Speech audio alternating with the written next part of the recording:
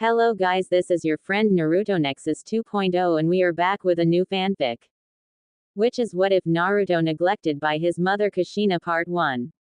And if you enjoy this fanfic then please press the like button and subscribe to my channel for more fanfic like this. And now let's start the fanfic. In the backyard of the Uzumaki Namikaze estate, two female individuals could be seen trading blows.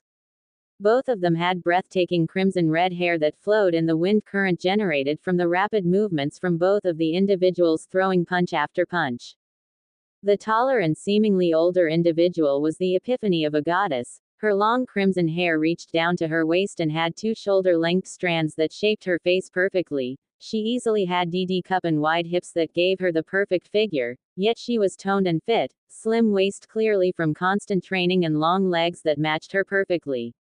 She was wearing simple Anbu-style pants and the well-known green Jonin vest with a blue long-sleeve shirt underneath. This was Kushina Uzumaki. The second figure couldn't be called a goddess or sexy, more cute. She was barely half the size of Kushina, and could easily be called a miniature version of Kushina.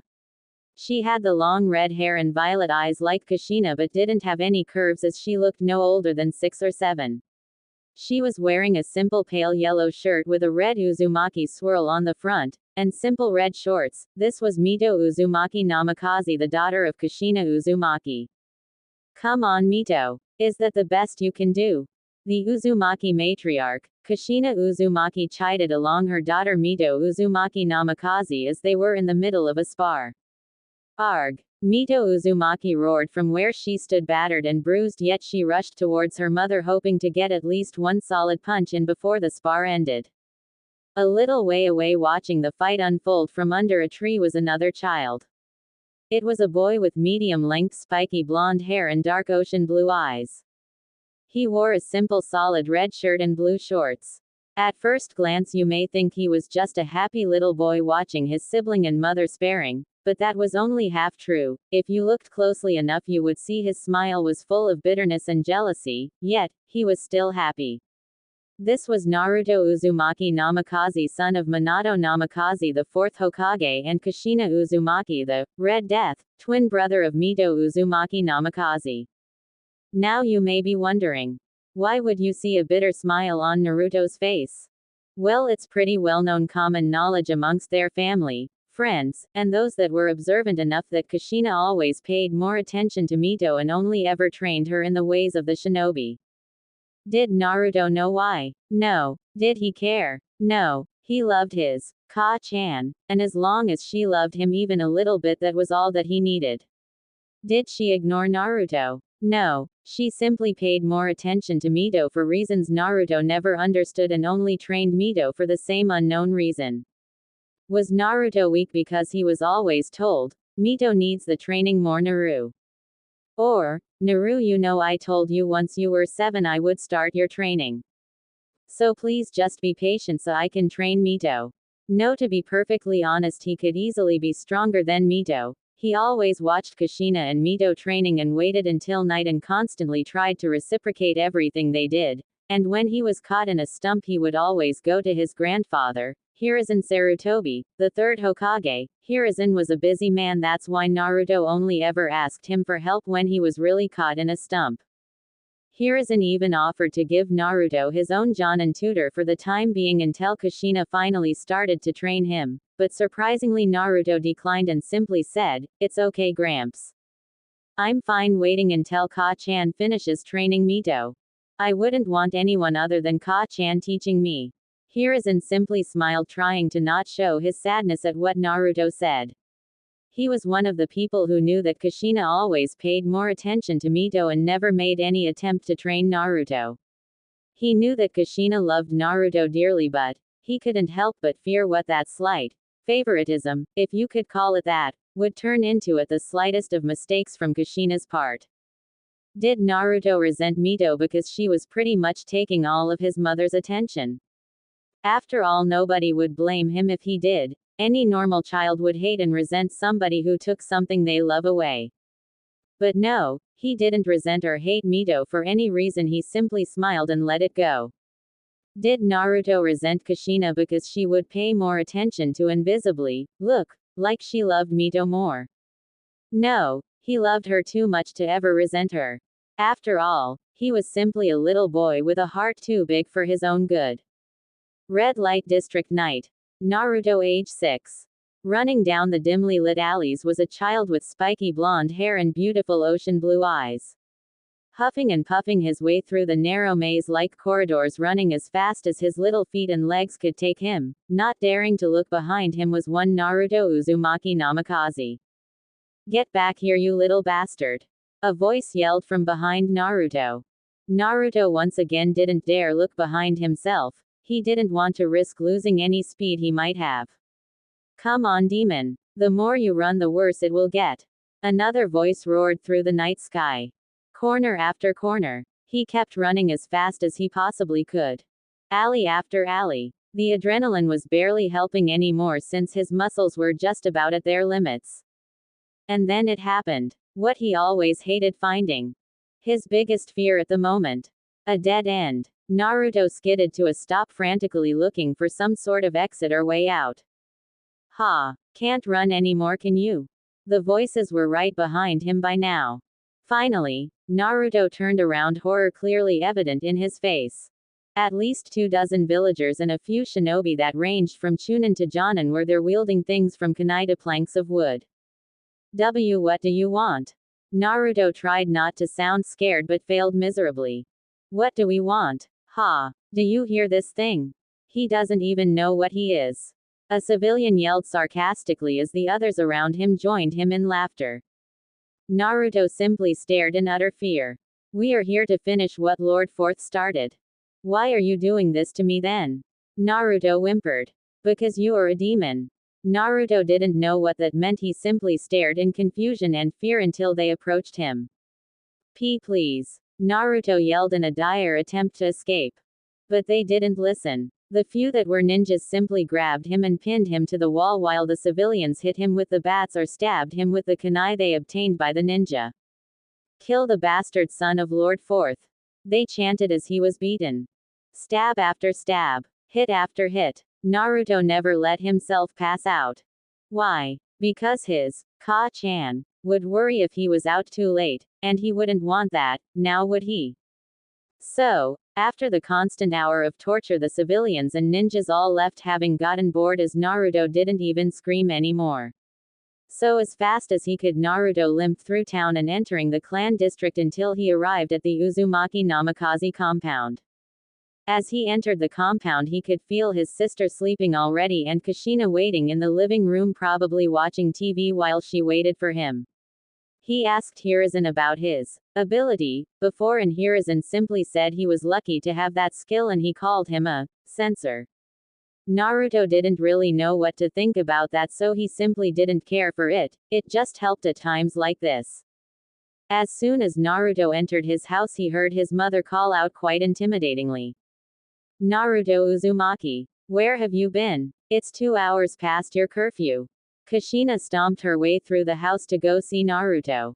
I was out with friends, Naruto weakly responded as Kushina rounded the corner to spot him in the hallway coming from the front door.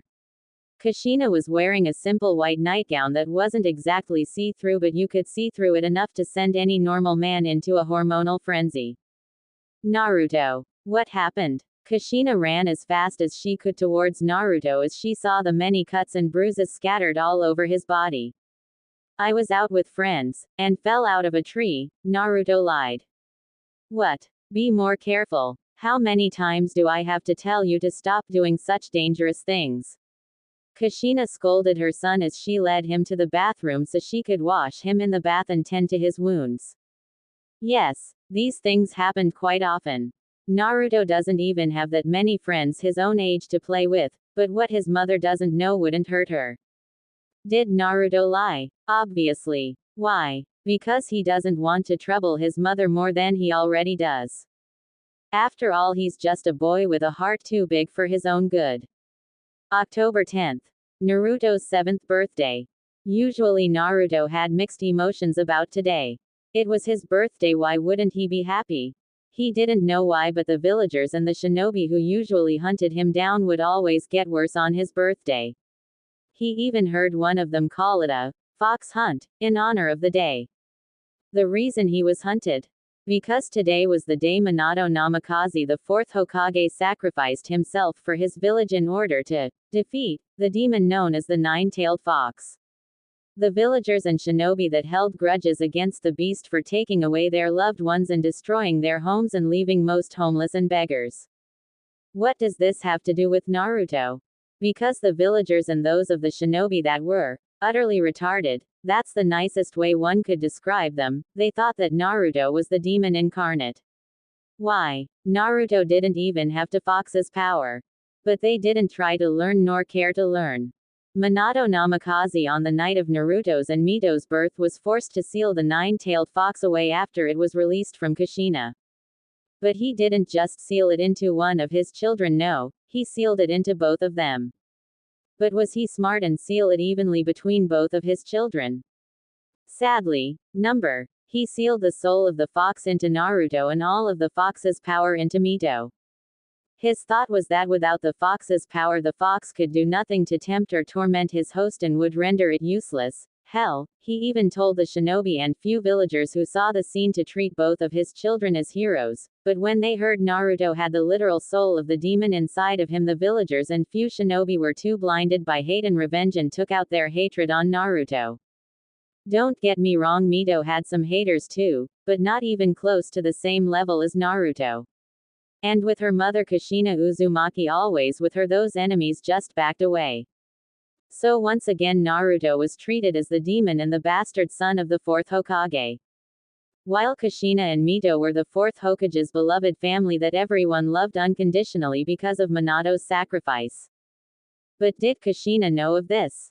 No. Did Naruto care if she knew? No. In fact, he didn't want her to know. He didn't want to bother her. After all, the boy had a heart too big for his own good.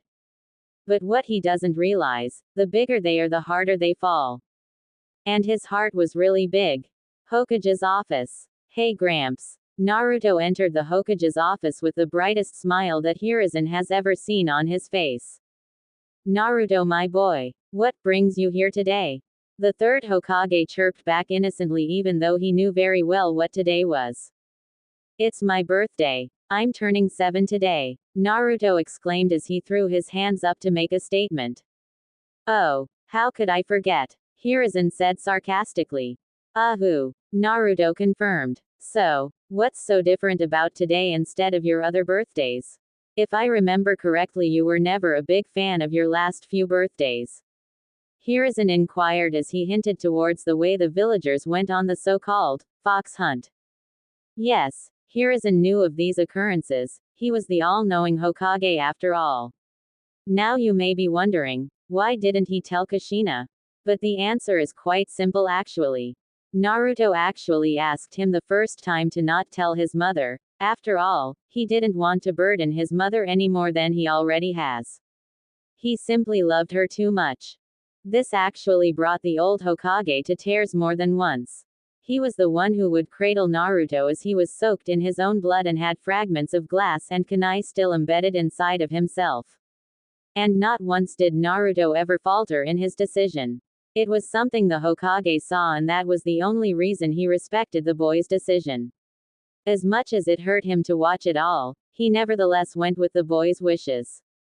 Hiruzen has even told Naruto in those times as a toddler that this world didn't deserve him. His family didn't deserve him. Hell, he even said he himself, the Hokage, didn't deserve him. Naruto was the most loving soul he had ever seen in both adults and children. Naruto's heart was simply too big for his own good. The Hokage saw this all too clearly. Well, today's special because Naruto started to get extremely hyper and started mumbling to himself, which made the Hokage smile. Because Hiruzen questioned. Because now Ka-chan can start training me. I'm finally 7. She promised me once I turned 7 she would teach me in the ninja arts and everything. And I can finally learn how to use her cool chain thingies too.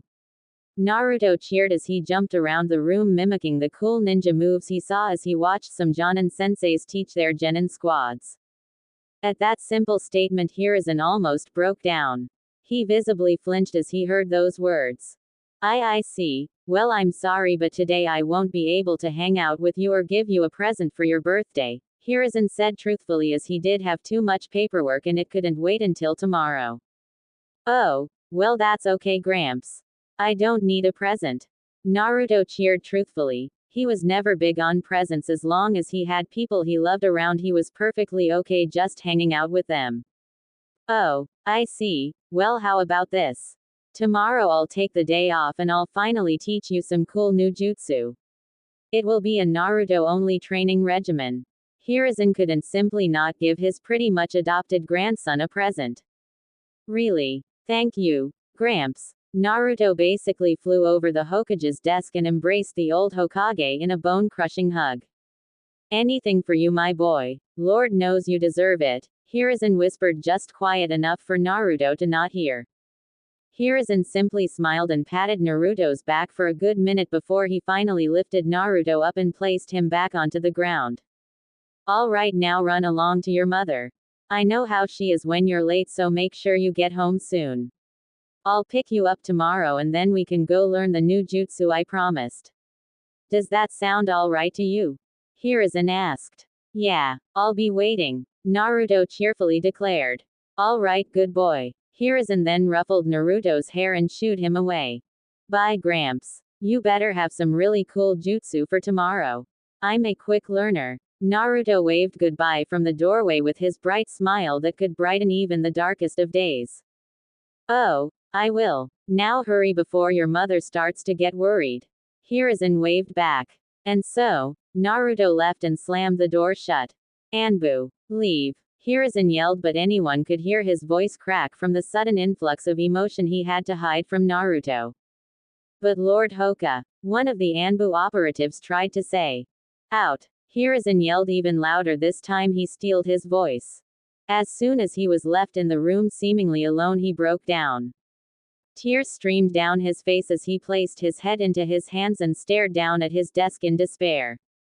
Finally, after a minute of silent crying, he punched his desk as hard as he could without chakra, sending splinters of wood around the room in the process, but he didn't care.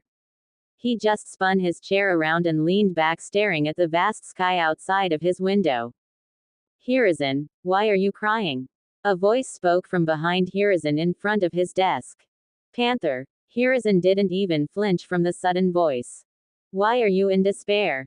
Shouldn't you be happy for the boy? And don't try to change topics and say you aren't sad for him. I could see it in your eyes as you spoke to him.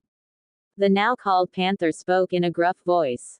Panther was wearing the full Anbu uniform, including the mask that was completely white with black markings for a panther, and on his left shoulder was a band that read Captain, so one would assume this man was an Anbu captain. All you could see from his natural features was black hair with some silver in it and his silver eyes that peered through the mask. Didn't I order everyone to leave? Hiruzen steeled his eyes that were still red from crying. Hiruzen, Panther spoke in a lower tone. Hiruzen hit the desk with both fists again as tears began to stream again.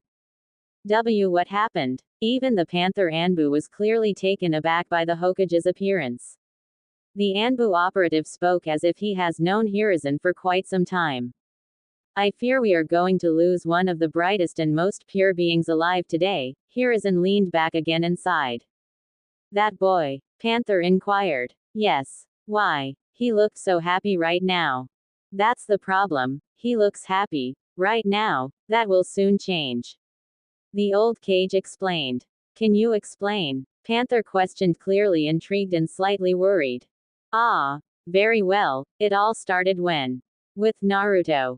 Naruto was smiling as brightly as he possibly could. Why would he not? He just turned 7. He would soon be able to train with his Ka-chan. He was basically skipping home from the Hokage Tower. His mind didn't even register the glares and curses being thrown at him. Finally, after only around 10 minutes, he finally reached the Uzumaki Namikaze compound. Ka-chan, I'm home, Naruto yelled from the front door as he hurriedly threw off his shoes and ran through the house. No answer. Naruto ran through the house until finally he reached the back door, where he saw his mother and sister training in what looked like a new jutsu in the backyard. He looked bitterly and jealous at them for the smallest of a fraction of a second until he shook it off and sprinted towards Kushina. Ka-chan. Naruto hurled himself towards Kushina, hugging her waist, catching her completely off guard as she was watching Mito trying to learn the new water jutsu from a scroll on the ground in front of her. Sochi. How's my little Naru? Kushina squealed as she hugged Naruto back and lifted him up and spun him around, still hugging him as hard as she could. These were the times Naruto loved the most. This feeling right here was what he lived for. The warmth from his mother's embrace like this, he loved every second of it. I'm good, Ka-chan. Naruto answered back. Good. Now where were you this morning? I came to say happy birthday after Mito and you weren't anywhere to be seen. Kushina finally sat down with Naruto on her lap. I went to play with some friends. Then I went to Aunt Makoto and then I said hi to Gramps. Naruto exclaimed, snuggling closer into his mother. For some reason there was a little voice in his head that told him to enjoy this as much as he could. And enjoy it he did. I see. Did you get anything good for your birthday? Kushina asked. Yep. Gramps is gonna teach me a new special ninjutsu technique tomorrow. And Auntie gave my gift to Itachi, so I have to wait for him to give it to me. Naruto explained. That's great, Sochi. Kushina exclaimed. Yep. But none of them are even gonna be able to compare to my present. Kushina declared as she fist pumped the air. Really? What is it? Naruto asked happily. That my little Naru, will have to wait. Now let's go get some ramen. Kushina then picked Naruto up and called over Mito. And so, the day went on as good as Naruto could have ever expected. They got ramen, went to see a movie, even went and played at the park, just the three of them. But finally, it was dark and they were all home eating cake. So, who's ready presents? Kushina exclaimed out of nowhere, causing both of the children to look up from their bowl with sparkles in their eyes. Me. The twins both yelled at the same time, causing Kushina to giggle slightly at their enthusiasm. All right. Then wait here and I'll bring them out. Kushina then got up from her seat in the living room where they were all situated and walked to her bedroom. The twins both waited patiently yet excitedly for their mother to return. And out came their mother with one box. It was wrapped neatly with orange wrapping paper. Here you go, Naru. Kushina gently laid the box that was as tall as Naruto yet as thin as a few inches. Thanks, Ka-chan. Naruto quickly thanked his mother as he tore open the present. Inside the wrapping was a simple wooden box. Once he opened the box, he marveled at what he saw. A sword. Naruto was in awe. The hilt was simple red with a golden guard, while the sheath was red with golden markings, like it was of a golden dragon wrapping around the sheath. What about me, Mom? Mito asked with big eyes. You, my dear. Kushina stopped for dramatic effect. Naruto and Mito both listened intently. Are going on a training trip with me. Kushina exclaimed happily. Yay. Mito jumped and pumped her fist in the air just like how Kushina does. Awesome. Ka-chan, when are we leaving? This time Naruto added. Oh Naruto, sorry but it's just going to be me and Mito on this trip. Kushina was quick to explain. What? Naruto asked in confusion and shock. Yeah, I have to teach more stuff to Mito before I can start on your training. So, on the trip I have to be really devoted to Mito and Mito alone to make sure she is prepared and ready. Kushina continued to explain. But, you said once I was 7, that you would train me. You promised? Naruto asked dreadfully. I know, but, don't worry. Once I'm back you will be big enough to wield that sword and I can teach you everything I know. You and Mito will be the best swordsman and swordswoman in all of the elemental nations. Kushina was quick to answer as she noticed Naruto lose all the light in his eyes. Oh, Naruto said sadly. The one thing that was promised to him. The one thing that kept him going and made him not care about being ignored and neglected with training. The promise. Was it ever wise for him to believe in it? Obviously not. The promise was broken. And once again he was the only one hurt and Kushina and Mito got everything good out of the deal. How long is your training trip going to be? Naruto asked quietly. A few years. I honestly don't know. At the least 3 years I would say. but even that is a big if, Kushina answered with a finger to her chin in thought. Naruto didn't answer to that, just fell deeper into despair. All right, Mito. Go pack your bags, we are leaving tomorrow morning immediately. Kushina exclaimed cheerfully. All I ever wanted was you to teach me. I don't want a stupid sword, I wanted you to train me, show me the same attention, the same love, but no, I was foolish to ever expect anything else. I'm simply the bastard son, the demon, the unwanted. Naruto spoke barely audible. Kushina and Mito just looked over at him confusedly as he clutched the blade in his hand and looked into his reflection on the blade. Naruto, are you okay? Kushina asked worriedly. He didn't want the stupid blade. He didn't want anything but for her to keep her promise. He simply stared down at his new sword. And as slowly as he could, he closed the blade and put it back into its box and sealed it back up. This in itself shocked Kushina. She pretty much expected to have to scold Naruto for playing with his new sword inside the house. Naruto. Kushina was completely thrown out of the loop. She didn't know what happened. Naruto stood up with his hair shadowing both of his eyes. I'm fine, Ka-chan. Don't worry about it. Both Kushina and Mito sat there wide-eyed at the scene before them. Naruto stood there with the widest smile across his face. But that isn't what shocked them. Tears, so many tears were streaming down his face as he smiled at them. It was uncomfortable to say the least. No child should be able to give such a broken expression. And so, with the never-ending amount of tears streaming from his eyes down his face, sometimes going into his mouth so he tasted the salty liquid, he turned around and walked towards the stairs so he could go to his room. Naruto. Kushina called out so he would come back after she got over the initial shock. Mom, I'm tired. I played with my friends a lot this morning, so I just want to be alone and sleep. Naruto didn't even give her time to answer before he slowly walked up the stairs. Oh, okay. Kushina for once was completely clueless as to what just happened or what she should do. Naruto walked into his room upstairs and closed the door softly. There was a brief moment of silence. And then he broke down. Ah! Naruto roared in agony as he threw the wooden box at the wall, shattering it on impact. The sword falling out onto the floor. He didn't care how loud he was in his room. After all, when you lived with seal masters growing up, you tend to get benefits in your room.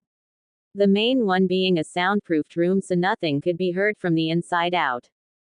Ah! Naruto literally swiped everything off of his desk onto the wall, breaking a clay mug that was previously there.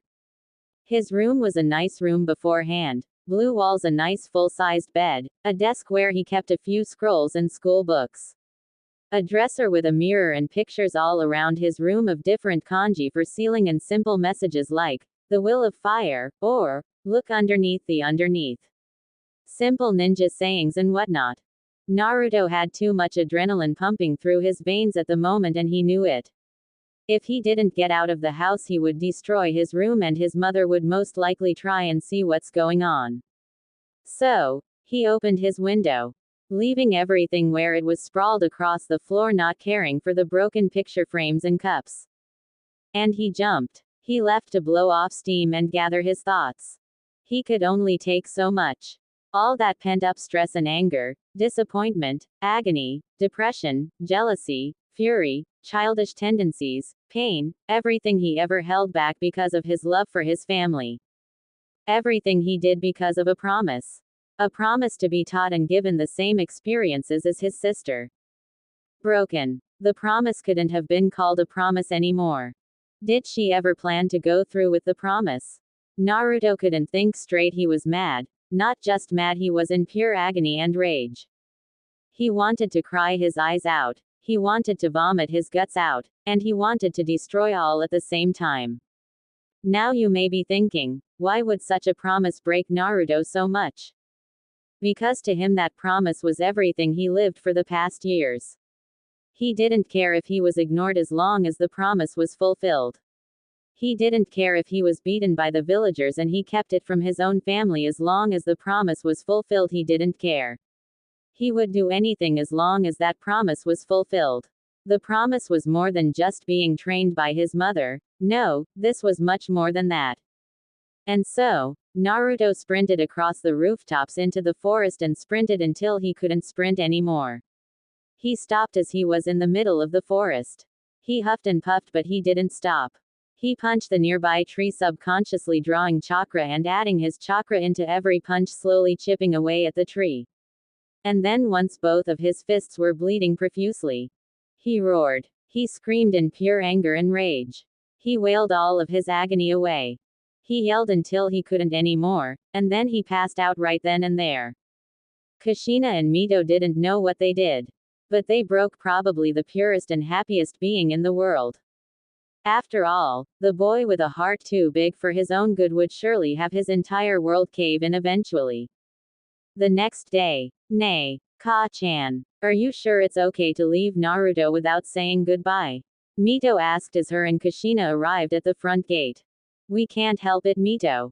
We are on a tight schedule and I couldn't find Naruto anywhere. At least we saw him last night. Now come on. Kushina ushered Mito towards the gate.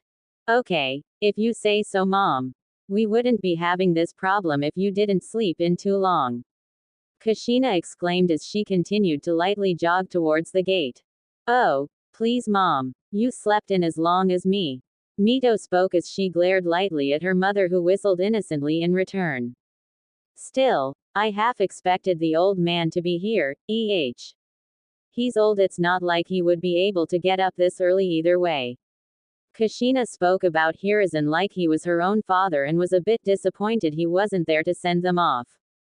But little did she know Hiruzen was infuriated at her ever since their talk the day before Naruto and Mito's birthday. Flashback. Are you stupid, Kushina? Hiruzen took out his pipe. That's how serious this was. What? What are you talking about? This is full proof. Kushina exclaimed. No, this is utterly retarded even with your standards. Hiruzen refuted. What? Why? Kushina demanded answers. You're telling me you want to leave your only son, who may I add is only 6 years old, here in Konoha while you and your daughter adventure through the nation's training and doing clan-type activities. Yep. That right there is your problem. Why in the whole wide damned world do you think leaving your son here is a good idea? Hiruzen roared. He'll be fine. He has you. And multiple family friends. Like Makoto, Kurenai, Yugao, Hana, Kakashi, and more. Kushina explained. You people don't deserve Naruto. Hiruzen spoke out truthfully and clearly offending Kushina. Excuse me. What are you trying to say? He's my son, not yours, not anyone else's. I think I deserve him more than anyone else. Kushina spoke out threateningly. I meant what I said. You don't deserve him. Nobody in Konoha deserves him. Nobody in the whole wide cursed world deserves that boy. He doesn't deserve what he gets. Hiruzen cleared up. Well, thanks. Kushina seemed to beam at her father figure as she took that as a compliment. That was far from a compliment to you, Kushina.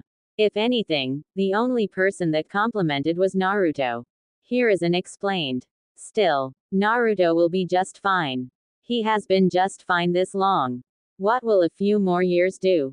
Kushina asked. What about your promise? Hiruzen asked back. What promise?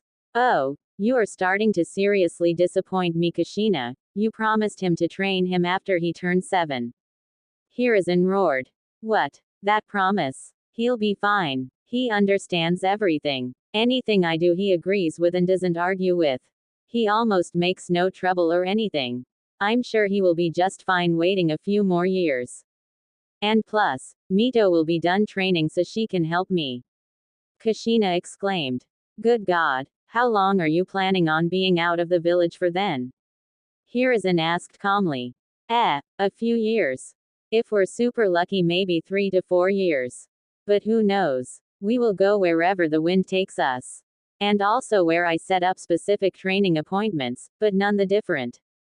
Kushina fist pumped the air, not caring at all what she said.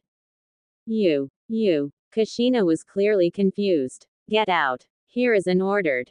What? You didn't even answer. Just get out. Do what you want. Don't blame me for what happens afterward. Now leave. Hiruzen roared with clear disappointment and anger in his voice. Geez, did he wake up on the wrong side of the bed or what? Kushina asked herself as she walked the Hokage Tower halls. Still, I got the okay. Mito, prepare for the best training trip ever. Kushina cheered as she quickly ran home to prepare. Flashback end. Alright, we're burning daylight here, Kushina yelled as she started off towards the exit. Wait up, Mom, Mito yelled as she went to catch up with Kushina. As Kushina thought about what Hiruzen said, it started to affect her more and more. She started to doubt her decision to leave Naruto behind. She had this feeling of dread in her gut, but she waved it off as fast as it appeared. It will be fine. Kushina spoke to herself. What will Mom? Mito asked. Nothing. Kushina cheered as she continued out. And so, they left. Not realizing the monster they created. The demon they let out. The most loving creature alive they broke. Tortured. And burned into nothing but ashes. Hokage Tower. Boom. Hey, get back here, you brat. Crash. You can't go in there. Those were the noises Sarutobi Hiruzen heard as he sat in his office in utter silence staring out towards his village. He already knew what was happening. After all, he watched what sparked what was about to happen. Last night Sarutobi Hiruzen watched through his crystal ball everything that happened with Naruto and his family. He saw this coming from the very beginning of Mito's training and Naruto's neglect, since in the very end what Kushina did to Naruto was neglect. There was no other title for it.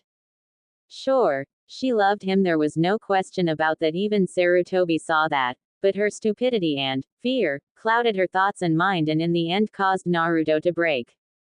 Hiruzen clutched his fists in anger. No, not just anger. Rage, pure and utter rage was all that he felt at the moment towards Kushina. She was a daughter and everything but blood to him, don't get him wrong, but he couldn't believe what was happening, and Naruto was going to be the biggest factor in it all. But Hiruzen steeled himself and prepared himself as he heard the footsteps and stomps get closer to his office. Slam. All the preparations and thoughts Hiruzen gathered completely shattered as he saw the scene in front of his very eyes unveil. Naruto was standing in the doorway. Crying. He had the most agonizing expression Hiruzen had ever seen on his face. It made his heart break just watching. And so Hiruzen did the only thing he could think of doing. He brought Naruto into a bone-crushing hug, letting the boy cry into his Hokage robes. Hiruzen scaled the room like he was about to kill an enemy on the battlefield, that's how fast he moved. He looked up as he hugged Naruto and motioned for the workers and several ninja to leave him and Naruto alone for the time being.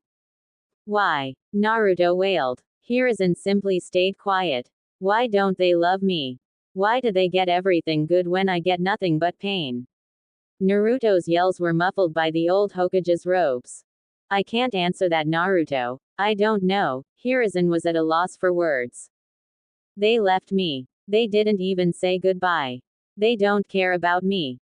Naruto wailed even harder. Hiruzen couldn't think of an answer for that remark. In a way, he agreed with Naruto. It hurts. It hurts so bad. Naruto exclaimed. I know, Naruto. I know. Hiruzen rubbed Naruto's back. She promised. She promised me. And she broke the promise like it didn't even mean anything. Naruto cried. I know. What do I do? Naruto questioned. Just let it out. Let out all of your pain, Hiruzen advised. And so, Naruto cried. He wailed. He agonized. Finally, after 10 minutes of non-stop crying, Naruto let up and backed away from Hiruzen. Are you okay for now? Hiruzen asked. I think so, Naruto answered meekly with a sniffle at the end. Then let's go to my house. I did promise to teach you some cool new jutsu, didn't I? Hiruzen tried to cheer up Naruto. Grandpa, I don't think I want to train today, Naruto informed sadly. I see, then, how about we? Hiruzen looked around the room, then looked outside and saw that it started to snow. How about we what? Naruto asked curiously. How about we go and drink some hot chocolate? Hiruzen cheered. Can we have marshmallows? Naruto asked quietly. We can have as many as you want. Hiruzen told the boy, expecting him to jump for joy. Thank you, Grandpa. Naruto didn't cheer, he simply smiled up at his grandfather figure. That reaction in itself broke Hiruzen's heart once again. The smile wasn't the same Naruto smile that could brighten up even the darkest of places. No, it was just another smile tainted by the unjust world they lived in. All right then, let's go back to your house and pack your things. Kushina said that you would be staying with me while she is away. Hiruzen explained, and all of a sudden Naruto's expression dropped once again. We can't, Naruto informed. Oh, and why is that? Hiruzen asked. Because I'm locked out. She placed the seals before she left and I was away. I think she didn't add me into the seals security system. Naruto explained, and once again Hiruzen was filled with disappointment and anger.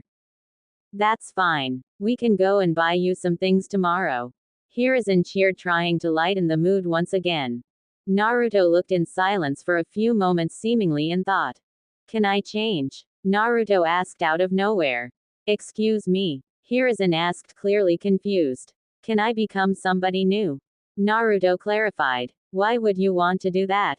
Hiruzen carefully questioned, knowing he was walking on thin ice. I want to become somebody else. Everything I do ends up with me being in pain. I don't like it. I want to become somebody else so I can live happily. I don't like sacrificing myself so everyone else is happy and I'm not. Naruto further explained. That, my boy, is a hard question, but I will say this to you. You can never become somebody else. You will always be you, even if you put a mask to hide your true self. All we can do as human beings is change and adapt, but our very natural selves will always be there and weigh down on our changed selves. So, I would say this to you. Don't become somebody else. No, adapt and become stronger so you don't have to sacrifice yourself for something you don't want. Hiruzen answered sagely. Okay, thank you, I'll do that, Naruto informed him. Good. Now let's go get some hot chocolate and play some games. Hiruzen said as he picked Naruto up and placed him over his shoulders and started to make his way towards the Sarutobi estate. Later that night. That evening was depressing to say the least. Hiruzen did all he could to help Naruto, but nothing helped. He never cried again after the office visit, but whenever Naruto smiled, it just wasn't the same. Hiruzen tried everything from playing games to watching movies with Naruto, but nothing would work. But right now, Naruto and Hiruzen were both sat on the back porch staring out at the moon that was illuminating the backyard and reflecting off the small pond nearby. It was in utter silence as they both sat there. Grandpa. Naruto broke the silence. Hiruzen hummed in response. I don't think I can forgive them, Naruto started. I see. Hiruzen wasn't exactly surprised by the statement, but it still caught him off guard. Is that all? You don't care? Naruto questioned confusedly. That's not true at all. It's your decision, not mine. I will abide by what you wish. You deserve it after all. Hiruzen informed. I see. Then what do you think I should do? Naruto asked carefully. That's a hard question, my boy. There is no wrong answer to that question, Hiruzen informed. Then what would you prefer I do? Naruto further questioned. Do you want my honest answer?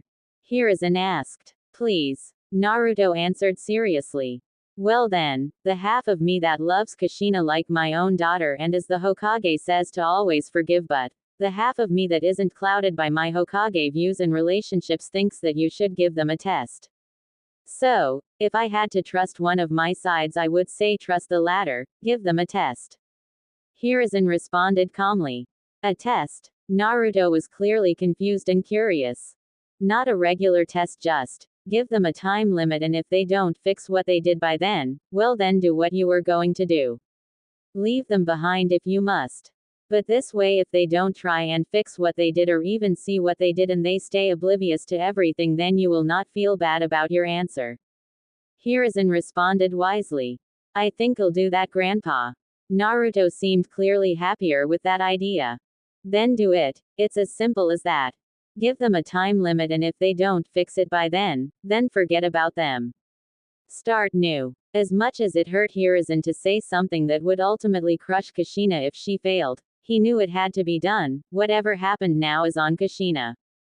Thank you. I'm gonna do that. I already know how long they have to Naruto responded as he steeled his eyes and looked towards the moon. Good. Now keep that in your mind until the time comes. Now get to bed, I am going to train you into the ground tomorrow. Hiruzen informed the boy as he stood up from his seat. Alright, night Gramps. Naruto got up after that and walked towards his designated room. Good night Naruto. Hiruzen looked at Naruto's retreating form one last time with one last thought. I hope you don't mess this chance up Kushina, but I'll have faith in you for now, hopefully, Hiruzen thought faithfully. Sadly faith isn't enough for this problem, and not all things end happily. A few weeks later, Hiruzen Sarutobi wasn't in the best of moods at the moment. The attacks with the mob claiming they were cleansing this world of a demon got more and more frequent and more tortuous. He officially instated the Anbu operative known as Weasel, or better known as Itachi Uchiha on Naruto to protect him and keep him out of trouble, but sadly even Itachi had other Anbu commitments at the same time and there would always be a mission he would be forced to take as he was one of the only Anbu operatives capable in taking it. In those times of absence Hiruzen would place somebody else on Naruto and on most occasions the Anbu operative, Panther, would volunteer himself for the job. That in itself shocked many. Why? Because Panther was rarely seen doing anything but the bare minimum for a mission. Don't get me wrong, he never did a bad job. He simply only did what was necessary, never slacked off or got distracted. He simply did his job and did it well. He never really left the Anbu headquarters unless he was on a mission either. So, when he volunteered for this, the Anbu around at the moment all gawked at him. Hiruzen was shocked too when he heard the request but nevertheless smiled and allowed it. But why was Hiruzen mad at this very moment? Because of none other than Kushina Uzumaki. She didn't necessarily do anything bad, simply she was being immature. Hiruzen himself couldn't think of the word. He sent a few letters already to tell her about how Naruto was, as she made sure she would get them every now and then. But the old Hokage never went into detail in these messages.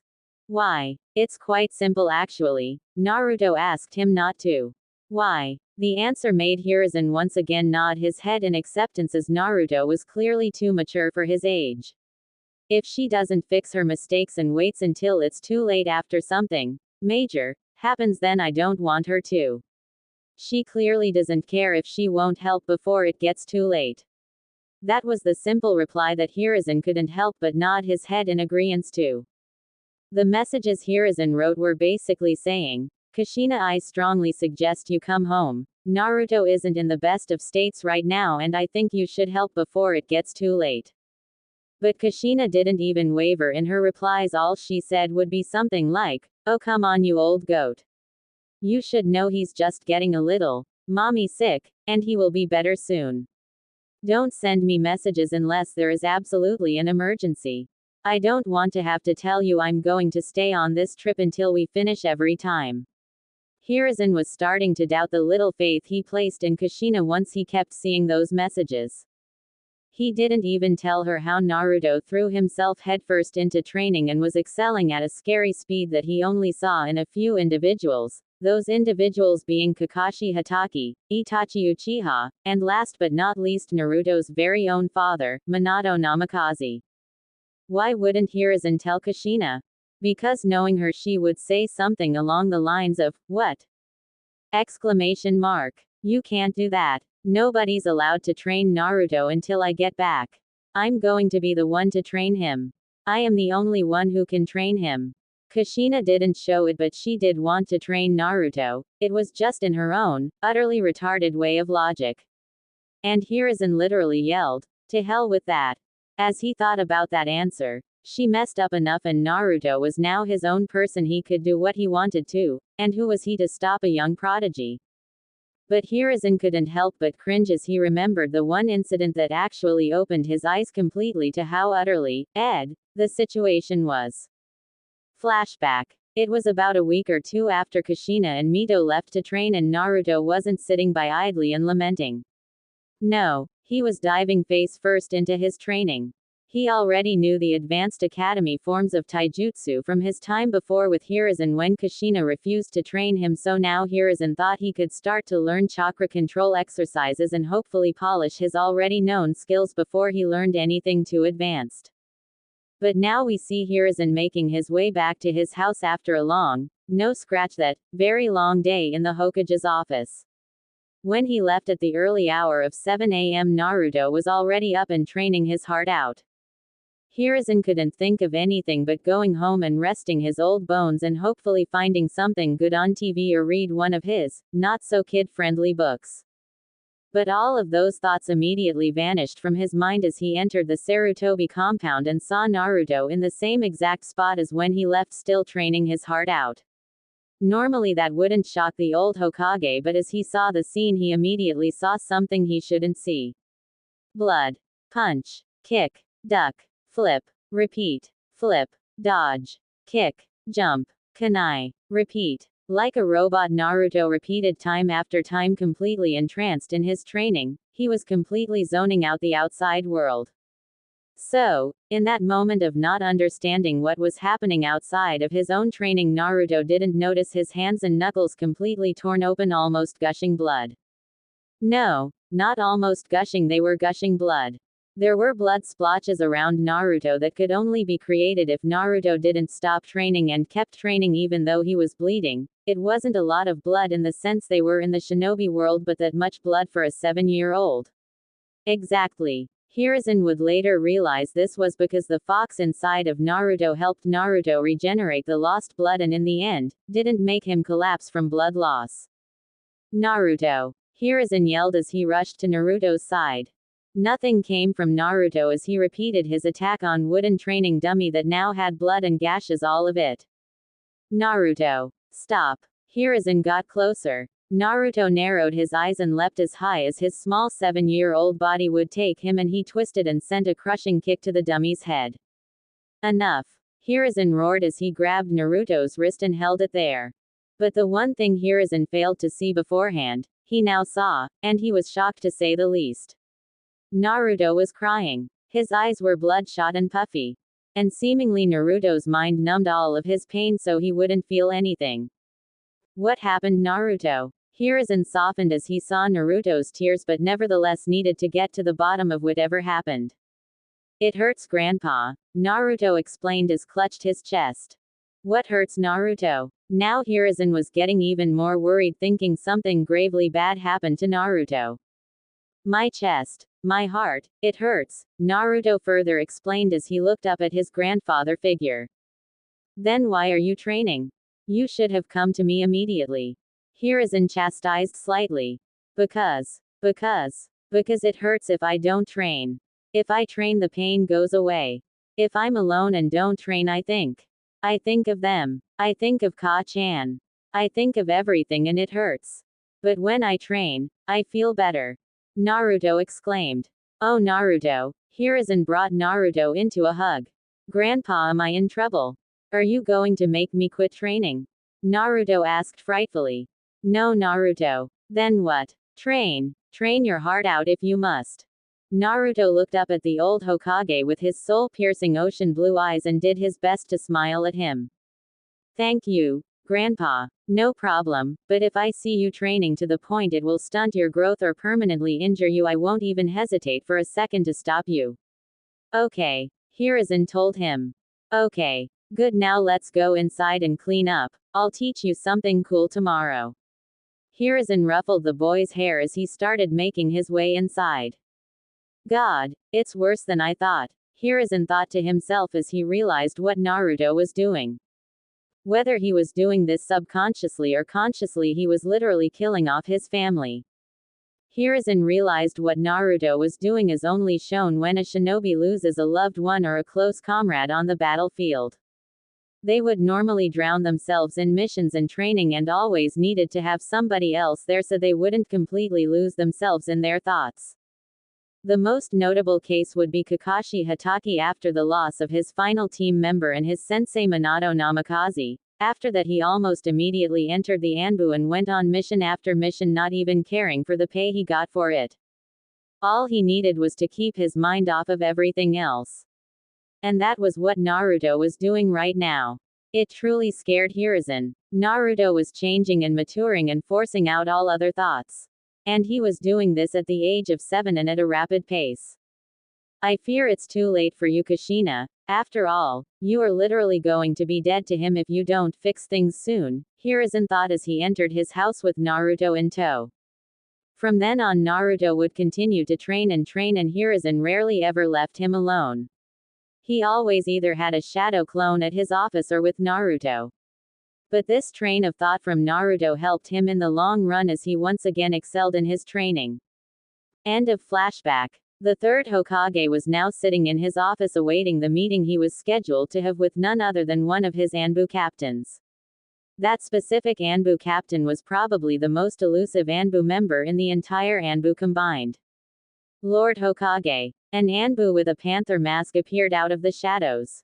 Oh, I'm guessing this is quite serious if you have to address me formally. Hiruzen sipped on his tea as he looked at the Anbu agent. Well, it's a formal request, or an idea one could say. Panther explained. Then explain. Hiruzen replied. It's about a new way of training Anbu. Panther started but was quickly interrupted. Declined. You know as well as me that our Anbu regiment is already borderline. We went over this with Danzo and his root Anbu. If we screw up our working Anbu program, who knows how else we are going to completely screw up somebody's mind. Already we have to station a Yamanaka on every agent to make sure they don't go insane. Hiruzen didn't hesitate in the slightest with his response. Let me explain better. That was a poor choice in words. Not a different training program, just a different mindset. As of right now, whether you admit it or not, you are training and want your Anbu to be elite killing machines that don't pay any mind to their emotions while on missions. Now maybe you don't do it to the same extent as Danzo, but nevertheless it's the same idea. Panther explained, getting a nod of agreement from the third Hokage. Continue. Hiruzen was getting curious now. Okay, so you want to train your Anbu to think village first, and family and all of that is after the village, correct? That is the idea. What if instead of that mindset we let them have a family first, or loved ones first mindset, and we don't really try to necessarily try and change their mindset? Panther voiced his idea. And why do you think that's a good idea? Hiruzen clearly wasn't impressed. Well, think about it this way. If your family loves the village or your loved ones love the village, wouldn't you want to do everything in your power to protect what they love? And from my personal experiences, the ninjas who have more emotions in most, not all circumstances, they tend to grow stronger and faster at a rapid pace. Whether they do it to protect themselves or their family, some even grow strong and strive in battle because they don't want to die, because they have family and loved ones to return to. Panther explained. And if their families don't like Konoha, or hold a grudge against us?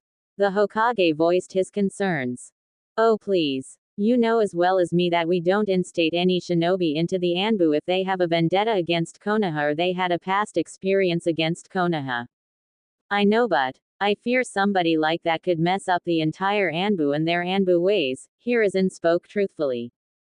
Okay, think about this. You want your Anbu to show more emotion outside of work and to make sure they aren't exactly emotionless machines, like Danzo's root, right?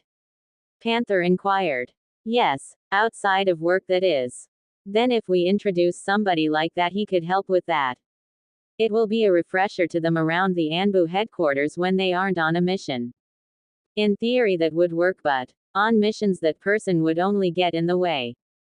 Not really. Explain. You know how the greatest ninjas out there have two personalities. One for when they are in combat and one when they are with friends and family. Panther asked. Yes. I'm going to help form a ninja like that. One able to kill of his emotions in a heartbeat, but at the same time he keeps his emotions and knows what to fight for. And he knows what to fight specifically for, like his family or friends, not something as broad as the village. Because whether you like it or not, everyone has somebody in this village that either they don't like or they are disliked by them. Panther explained. Like I said, in theory this is a great idea, but a ninja who can do that isn't easy to come by. Okay, before you finish that, let me add this. Hashirama Senju and Madara Uchiha are probably some of the strongest shinobi the world will ever see. Agreed. Agreed. Hiruzen responded. And guess what? What? Their fuel to get that strong was their love for their family and everyone they loved. Panther explained. No, Hashir. Hiruzen was quickly cut off again. Don't be a hypocrite, Hiruzen. You love the entire village like your family, right? Yes. Hashirama was even more so. Shouldn't we keep with the village first mindset then? Hiruzen asked this, but even he was starting to see Panther's point. No, you cannot force your love and ideals for the village and its inhabitants onto others. They have to learn to love it themselves. Now, I'm not saying if we go through with this plan they will love the village like Hashirama or you, but they will at least put their loved ones first and have their own fuel to protect the village. And if this goes well, we will probably even increase the success rate of mission and lower the casualty rate. Think about it, Brotherhood will be stronger with this. Panther informed. You aren't going to stop pushing this idea, are you? Hiruzen sighed and put his face down to his hands on his desk. Is it a bad idea? Panther asked seriously. No, just. Hiruzen was clearly having doubts. One kid. Panther stated out of nowhere. Excuse me. All I need is one kid to be my apprentice.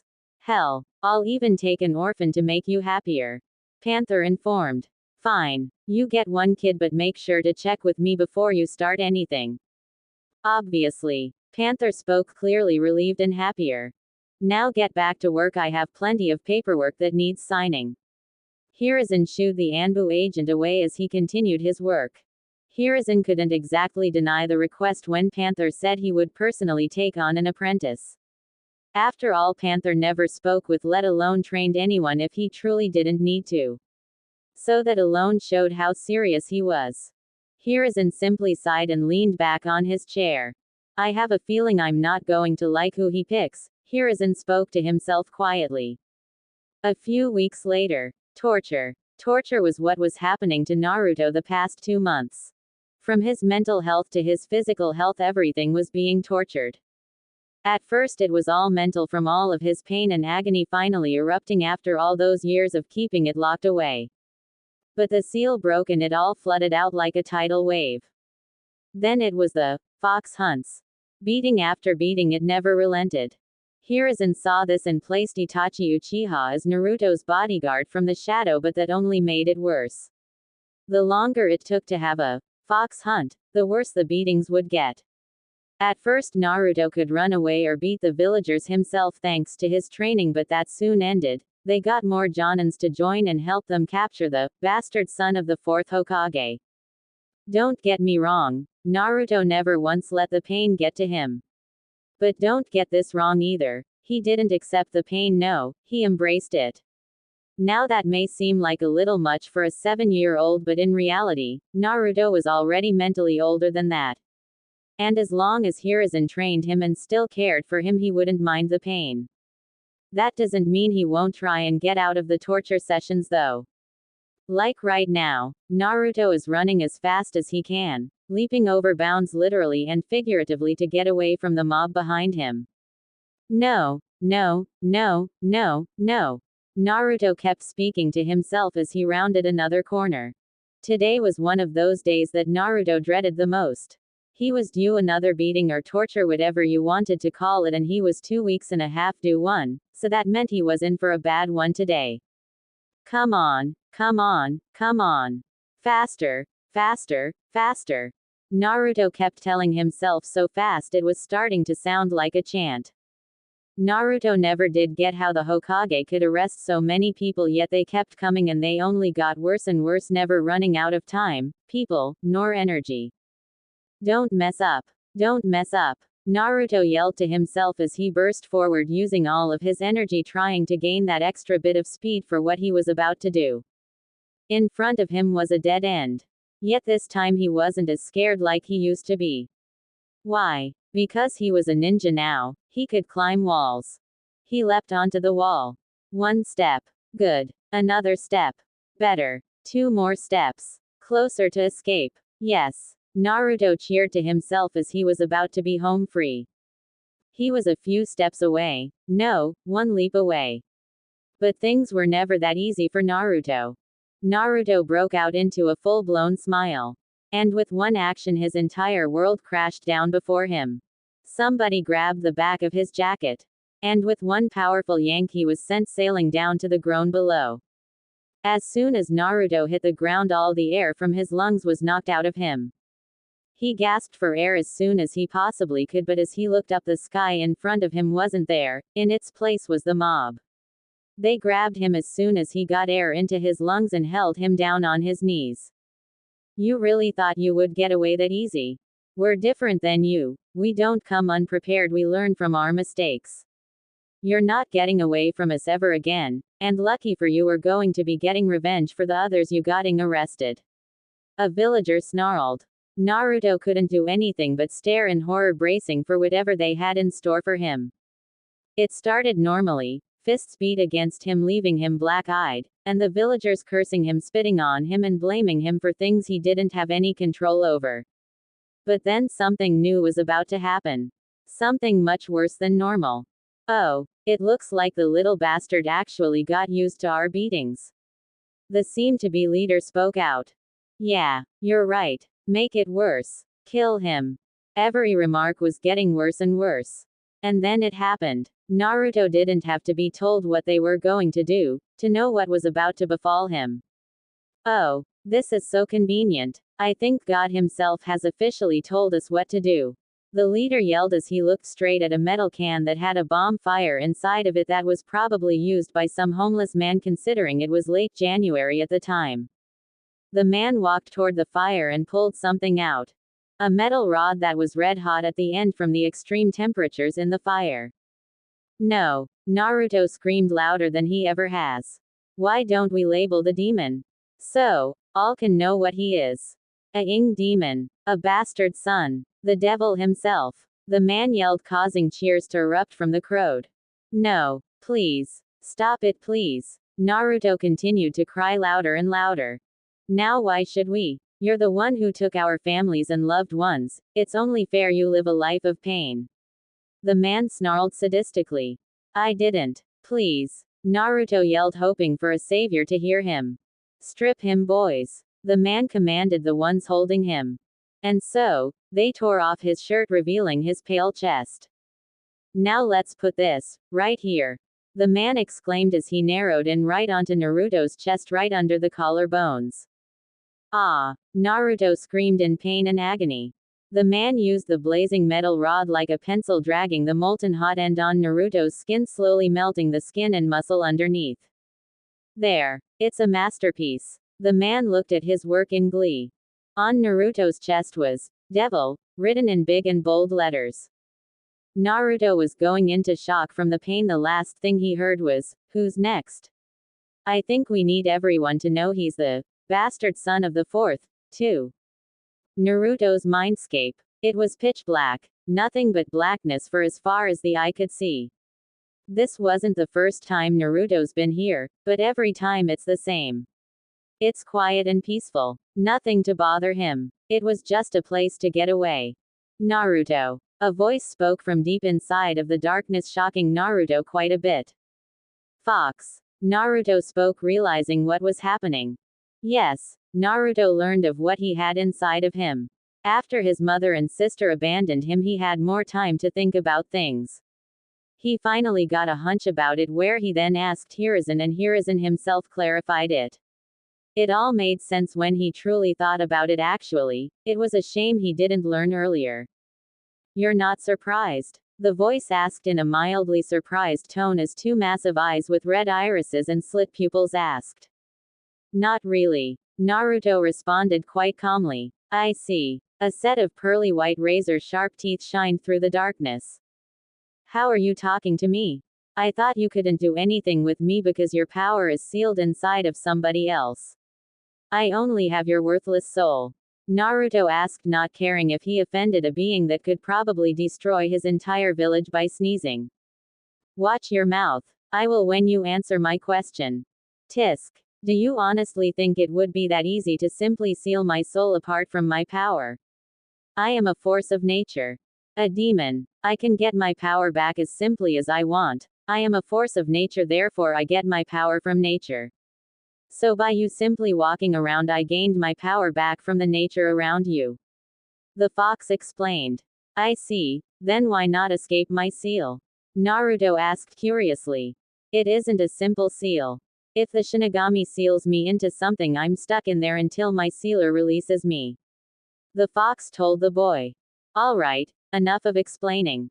What do you want? Naruto clearly wasn't in the mood to talk to the fox.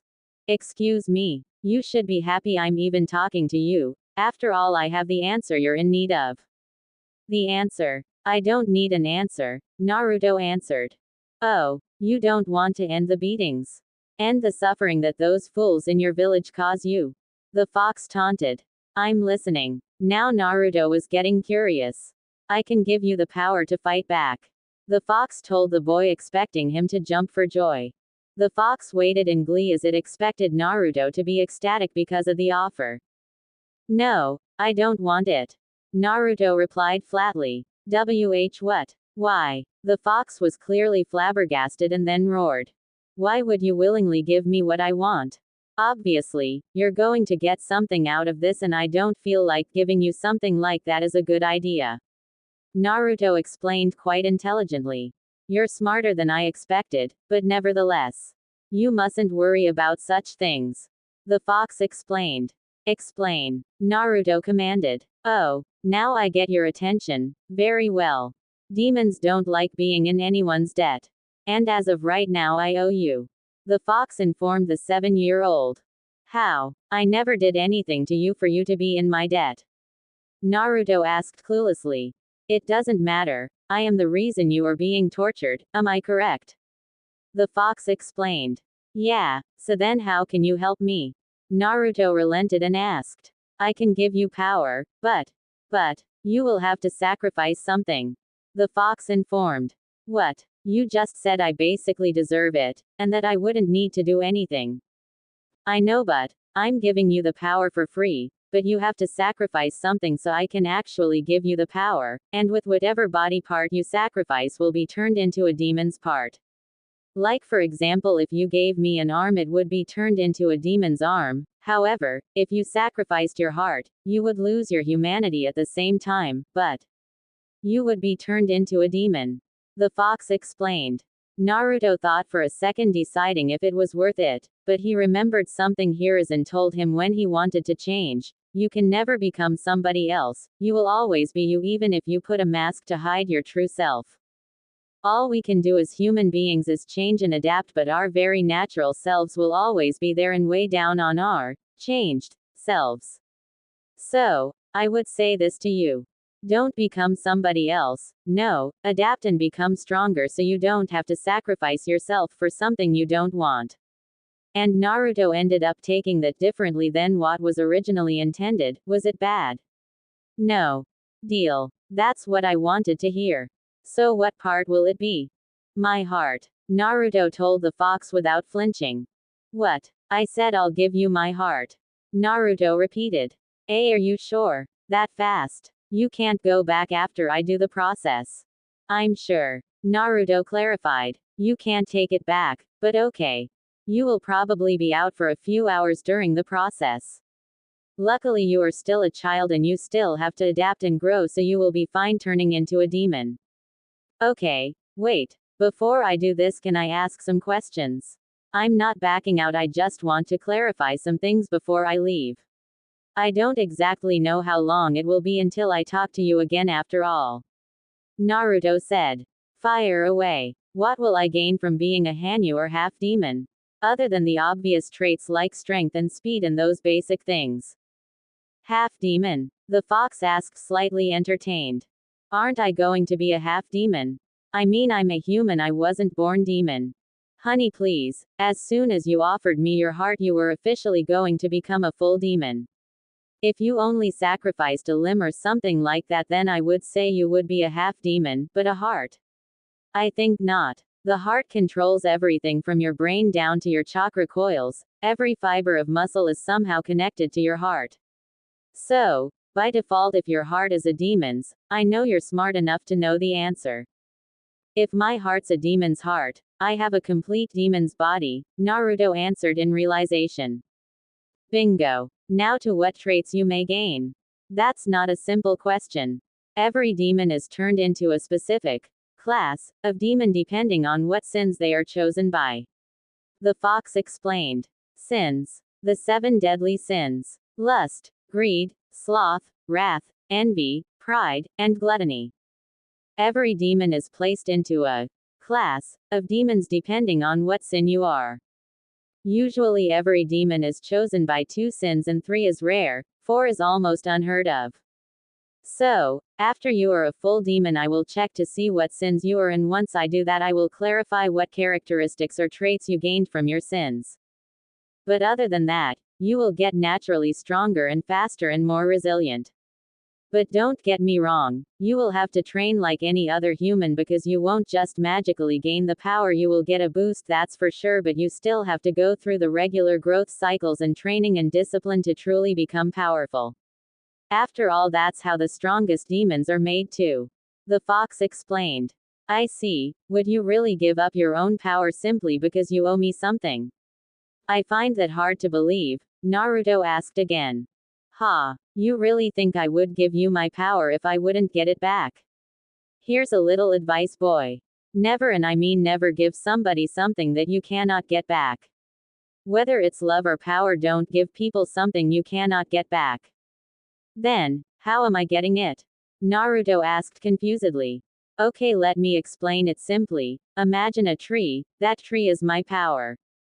Okay, I cut off a sapling and plant it somewhere else, that is your power.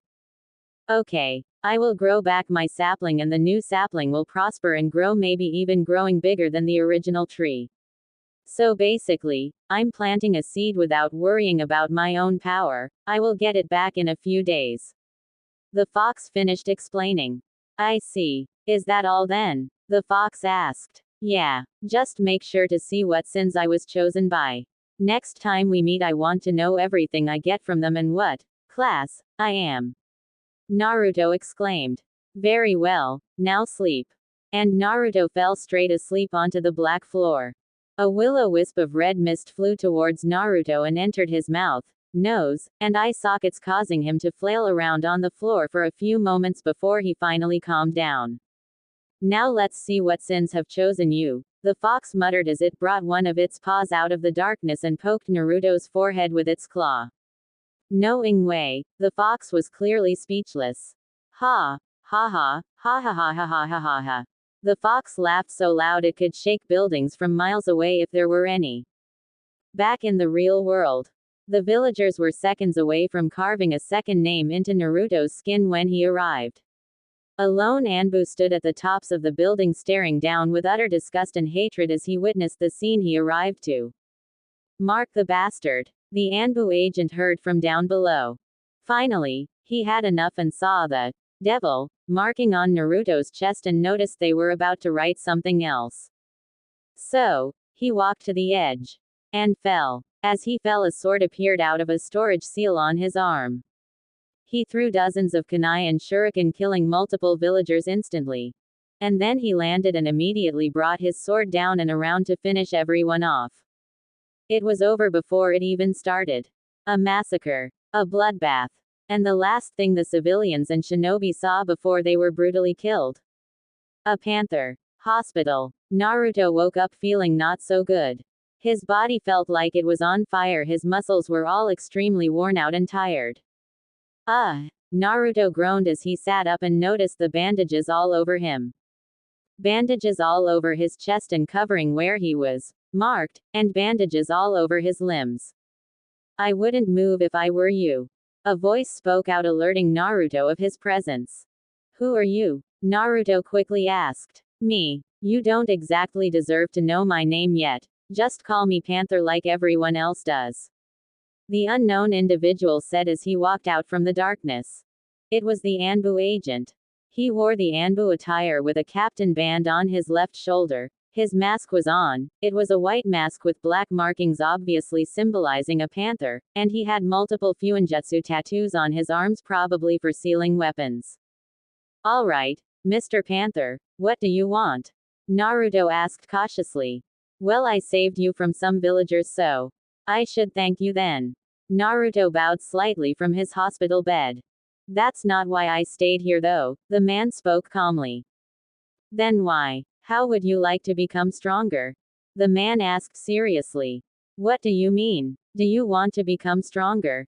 It's a simple question. I will make you my apprentice for the time being if you wish to become stronger. The man explained. Naruto didn't answer immediately, he had to think. The Kyuubi's words kept ringing out to him. You will have to train like any other human because you won't just magically gain the power. You will get a boost, that's for sure, but you still have to go through the regular growth cycles and training and discipline to truly become powerful. This was becoming too good to be true, was the thought going through Naruto's head at the moment. Normally he would be skeptical from a stranger offering something like this, but he knew the Anbu worked directly with the Hokage and there was no way, and I mean no way, the Hokage would let anything bad happen to him. Deal. Naruto replied with a malicious grin on his face. Good. Prepare for the hardest training course you have ever faced. The panther-masked Anbu raised an eyebrow at the grin but waved it off and simply looked at the boy in curiosity. Now how would he explain to the Hokage that the child he picked that was supposed to be an orphan was actually his grandson? It'll be fine. The man thought to himself. Hey Gramps. Naruto entered the Hokage's office with the brightest smile that Hiruzen has ever seen on his face. Naruto, my boy. What brings you here today? The third Hokage chirped back innocently, even though he knew very well what today was. It's my birthday. I'm turning 7 today, Naruto exclaimed as he threw his hands up to make a statement. Oh, how could I forget? Hiruzen said sarcastically. Naruto confirmed. So, what's so different about today instead of your other birthdays? If I remember correctly, you were never a big fan of your last few birthdays. Hiruzen inquired. Well, today's special because Naruto started to get extremely hyper and started mumbling to himself, which made the Hokage smile. Because? Hiruzen questioned. Because now Ka-chan can start training me. I'm finally 7. She promised me once I turned 7 she would teach me in the ninja arts and everything. And I can finally learn how to use her cool chain thingies too. Naruto cheered as he jumped around the room mimicking the cool ninja moves he saw as he watched some Jonin senseis teach their genin squads. At that simple statement, Hiruzen almost broke down. He visibly flinched as he heard those words. So, who's ready presents? Kushina exclaimed out of nowhere, causing both of the children to look up from their bowl with sparkles in their eyes. Me. The twins both yelled at the same time, causing Kushina to giggle slightly at their enthusiasm. All right. Then wait here and I'll bring them out. Kushina then got up from her seat in the living room where they were all situated and walked to her bedroom. The twins both waited patiently yet excitedly for their mother to return. And out came their mother with one box. It was wrapped neatly with orange wrapping paper. Here you go, Naru. Kushina gently laid the box that was as tall as Naruto yet as thin as a few inches. Thanks, Ka-chan. Naruto quickly thanked his mother as he tore open the present. Inside the wrapping was a simple wooden box. Once he opened the box, he marveled at what he saw. A sword. Naruto was in awe. The hilt was simple red with a golden guard, while the sheath was red with golden markings, like it was of a golden dragon wrapping around the sheath. What about me, Mom? Mito asked with big eyes. You, my dear. Kushina stopped for dramatic effect. Naruto and Mito both listened intently. Are going on a training trip with me. Kushina exclaimed happily. Yay. Mito jumped and pumped her fist in the air just like how Kushina does. Awesome. Ka-chan, when are we leaving? This time Naruto added. Oh Naruto, sorry but it's just going to be me and Mito on this trip. Kushina was quick to explain. What? Naruto asked in confusion and shock. Yeah, I have to teach more stuff to Mito before I can start on your training. So, on the trip I have to be really devoted to Mito and Mito alone to make sure she is prepared and ready. Kushina continued to explain. But, you said once I was 7, that you would train me. You promised? Naruto asked dreadfully. I know, but don't worry. Once I'm back, you will be big enough to wield that sword, and I can teach you everything I know. You and Mito will be the best swordsman and swordswoman in all of the elemental nations. Kushina was quick to answer as she noticed Naruto lose all the light in his eyes. Oh, Naruto said sadly.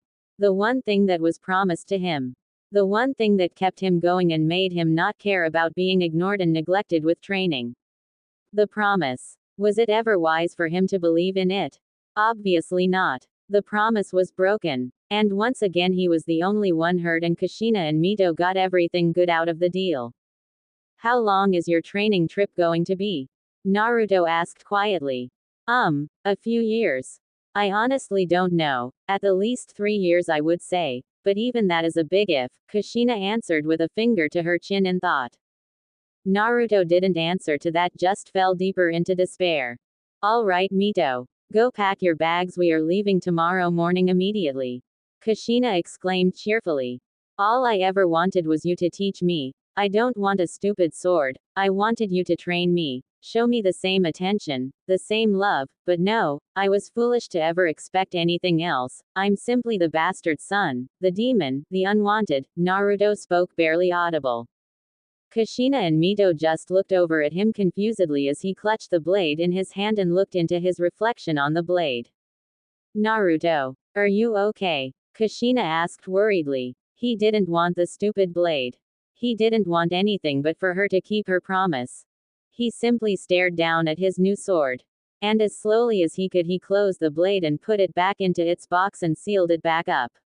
This in itself shocked Kushina. She pretty much expected to have to scold Naruto for playing with his new sword inside the house.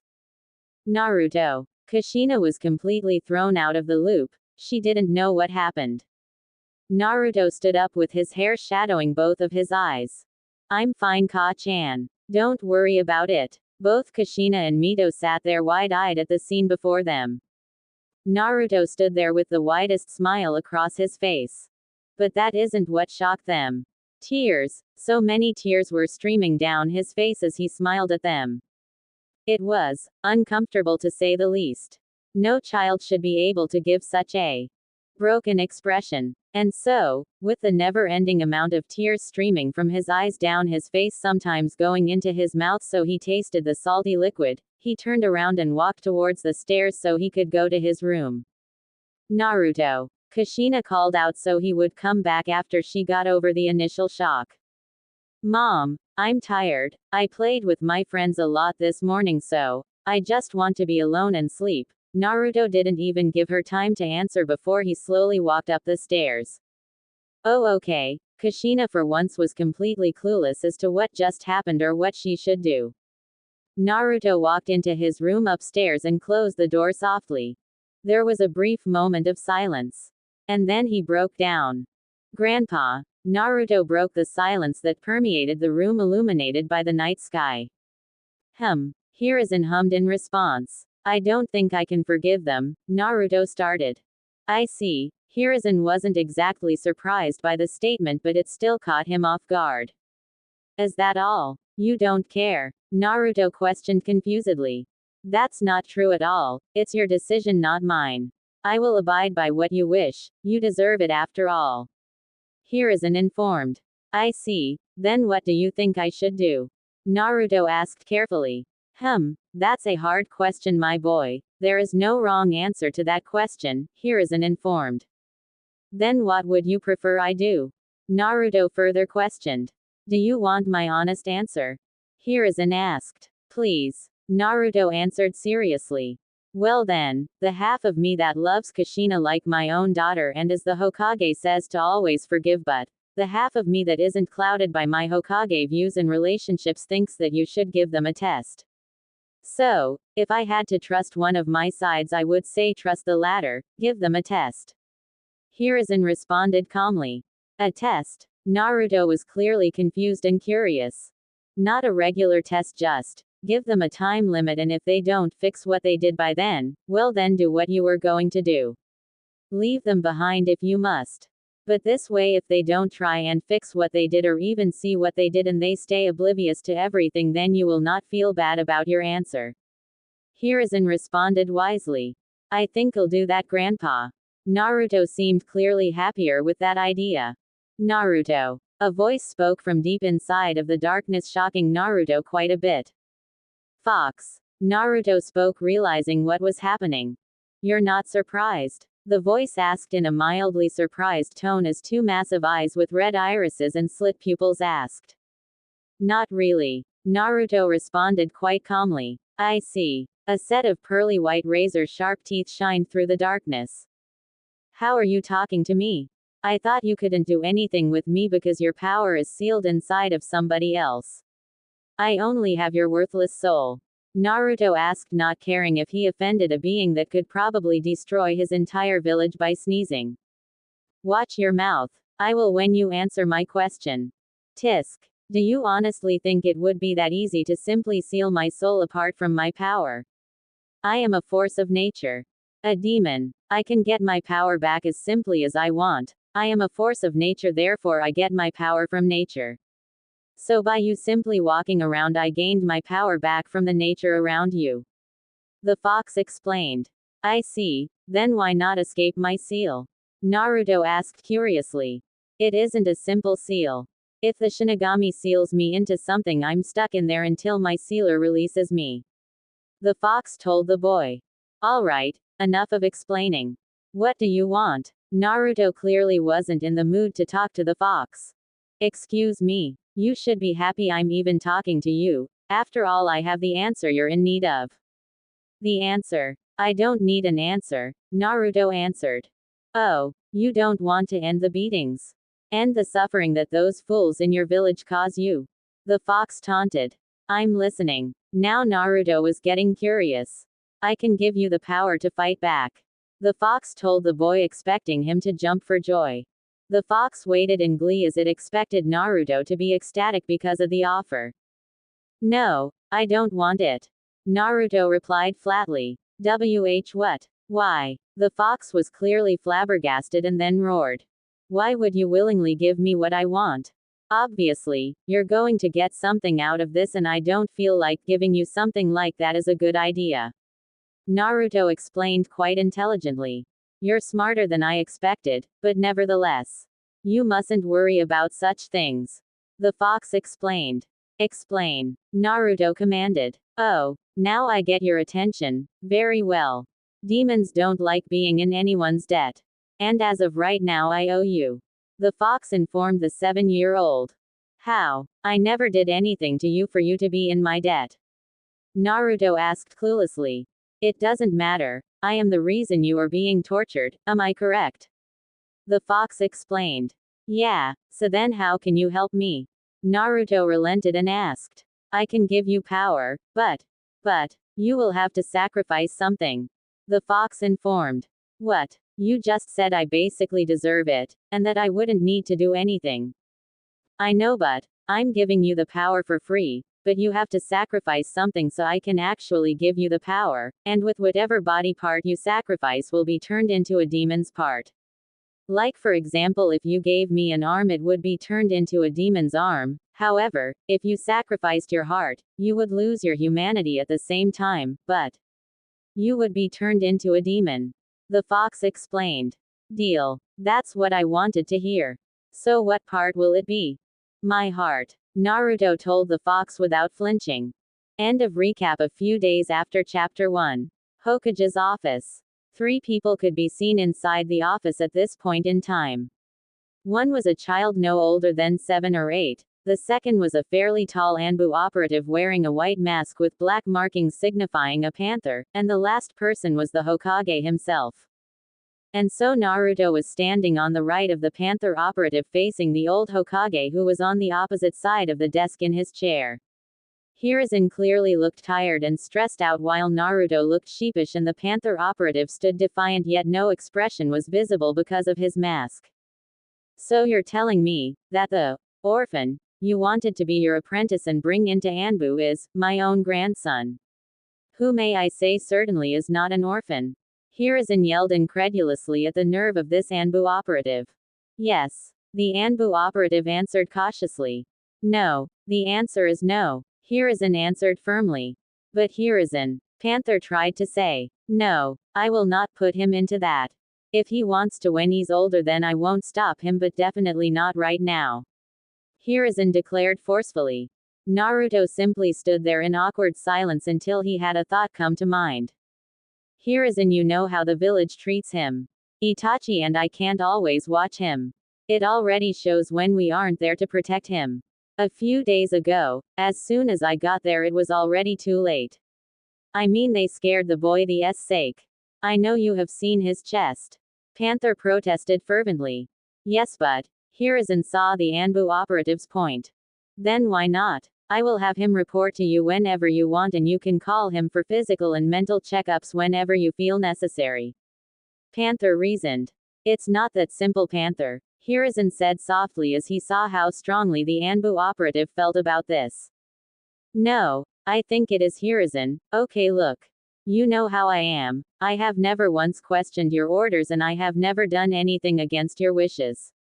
So please just trust me on this. Panther begged. Hiruzen simply sighed and turned towards Naruto. Naruto, is this what you want? Hiruzen asked kindly. Yes, you can't always train me because you're the Hokage and have to work, so this way I won't bother you and I can still get training, Naruto answered meekly as he was now in the spotlight. I see. Well, thank you for thinking that way, Naruto, but you are not a bother, so you don't have to worry about that. Hiruzen answered.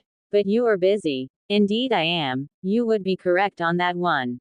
Hiruzen sighed and leaned back on his chair. The real problem is your mother, Naruto. Hiruzen informed the duo. What? Why? Naruto asked, slightly annoyed. I will have to ask her to sign a few papers to allow you to enter Anbu. No, she won't allow me. You know she never wanted to train me. Why would she ever want me to learn from Anbu? Naruto exclaimed. Naruto, that's not why. Hiruzen tried to stop Naruto from thinking that way but was interrupted. No, Hiruzen, you are forgetting something important. Panther cut in. And what is that? Hiruzen raised an eyebrow. If Naruto was a legal adult, then he wouldn't need to ask for his parent or guardian's permission. Panther informed the Hokage and Naruto. How would I do that, Mr. Panther? Naruto asked as he looked up towards the Anbu operative. You would take the Ninja Academy graduation exam, and if you pass, then you become a legal adult along with being a shinobi of the Hidden Leaf Village. Panther explained to Naruto. So that's how Itachi graduated early. Naruto brought his hand to his chin and thought. Indeed, that's also how Kakashi and your father graduated. Hiruzen piped in. Grandpa, can I take it? Naruto asked seriously. Hiruzen sighed and leaned back once again in his chair, seemingly in thought. Please, Grandpa. Naruto asked again. Naruto, you know I really don't want you to do this, Hiruzen informed the boy. Grandpa, I know, but I have done everything all my life like how you or my mother wanted, and now I want to do this, so I am sorry, but this is what I want, Naruto answered firmly. Hiruzen smiled at the boy before he spoke again. Very well. Panther, go get an academy instructor and bring them here. Naruto, you stay here with me. Hiruzen ordered, and soon after the Anbu agent bowed and left in a shunshin. Thank you, Gramps. Naruto bowed slightly towards the Hokage. It is nothing, Naruto. I'm quite proud of you actually.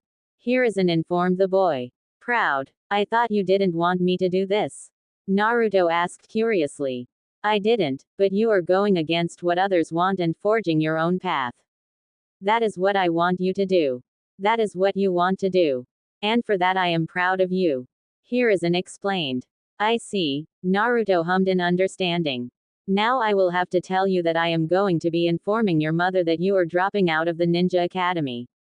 Hiruzen added as he saw Naruto sit down on the couch across the room. What? But I'm not dropping out, I'm graduating. Naruto wasn't angry, just confused. Well, when you graduate early, you are basically taken out of the academy early to be put on a team, or in your case be put as an apprentice in the Anbu. But it's classified as dropping out. Something about it being easier for the academy that way. Hiruzen explained. I see. Just don't tell her about Anbu, please, Naruto asked politely. I wouldn't dare. Lord knows she wouldn't let you. No parent would actually, Hiruzen accepted just as Panther returned with the academy instructor in tow. I have brought him, Lord Hokage. Panther returned to his stoic demeanor as there was somebody else now in the room. Thank you, Panther. You may wait on the couch, as we do this. Panther simply nodded and walked into the corner where he disappeared into the shadows. Lord Hokage, what is it do you want? Am I in trouble? The man asked. The man had black hair that went to his shoulders and a pair of glasses that covered his brown eyes. He wore a standard Chunin uniform and has wrapping all over his arms. This guy isn't important, no need to remember him. Ah yes. I guess he didn't tell you. You are going to examining Naruto here for the Ninja Academy graduation ceremony, and I will be your witness. Hiruzen explained, shocking the academy instructor, but nonetheless he abided. Right now. Yes, right now. All right. And so the instructor brought out a written test from a storage scroll in his flak jacket and handed it to Naruto, who immediately grabbed a pen from the Hokage's desk and started filling out the answers. After about 20 minutes, Naruto put his pen down, signaling he was finished. Soon after, the instructor asked Naruto to perform the 3 academy jutsus. First was the substitution technique. Then was the henge. And finally, Naruto had to create a perfect clone. He performed every jutsu perfectly. Now Naruto was sitting on the couch waiting for the instructor finish grading the exam. It was an awkward silence as Hiruzen smoked from his pipe and Naruto fidgeted on the couch from nervousness. All right, I am done grading the test. The instructor informed the group. Good. Now what is the result? Hiruzen asked as he put down his pipe. Well, as you saw, the practical exam was perfect, the problem was the written exam. The results aren't what we really want, but he did pass. He got through barely on the written exam, but that's to be expected considering he's, well, so young, the instructor told the trio. Yes. Naruto fell back on the couch, obviously happy and relieved. All right, that is all. I will get young Naruto here a headband. All I need you to do is inform the front desk so they can put Naruto here into the system and classify him as a legal adult. Hiruzen explained to the instructor. Right away, Lord Hokage. Is that all? The instructor asked as he bowed towards Hiruzen. No, that is all, you are dismissed. Hiruzen then ushered him towards the door. As soon as the instructor left the room, Panther came out of the shadows once again. So may I have Naruto as my apprentice? The Panther operative asked. Yes, permission granted, Hiruzen sighed. Good. Naruto, go home and pack your bags. I will pick you up as soon as I am done here. The Panther operative commanded Naruto, who jumped up slightly. Pack my bags? Naruto asked confusingly. All Anbu must live in the Anbu HQ if they do not have housing of their own, and that is where I am living and am in charge of. Panther explained. But I have housing, Naruto informed the Anbu operative. I know that, but if you are going to be my apprentice, I must be able to see you 24/7, and you are being trained to be Anbu, so it's time to get used to it. Now no more questions, I have to talk to Lord Hokage before we go. Panther then ushered Naruto out the door. As soon as Naruto was out of the door, the room dropped several degrees. All right, I'm guessing you have more questions for me? Panther asked seriously. I have one question, and many warnings. Hiruzen dropped all loving emotion he had when Naruto was around and turned stone cold. Then fire away. Why Naruto? Out of everyone in the village, why Naruto? Hiruzen asked, searching for any sign of emotion coming from the Anbu operative. I honestly don't know. You don't know? Hiruzen asked incredulously. I just feel pulled towards him, that's all. I'm intrigued by him, I could say. Panther answered truthfully. Fine, I am warning you, and these aren't warnings because of Kushina. No, these are warnings because I love Naruto like my own grandson, and you better protect that child from anything until he is capable enough to protect himself. But that doesn't mean baby him. Hiruzen explained to the Panther Anbu operative. Obviously, do you have any advice for his training? Only considering you have been training him in your free time. Panther asked. As you may have figured out, Naruto is just like his father, a prodigy. But as for training, Throw him headfirst into it and he will pick himself up and get it down in no time. Also, do you remember when he had a breakdown? When he trained himself to death after Kushina and Mito left? Hiruzen asked seriously. Yes. Then you know to beware of idle time. Because he thinks way too much.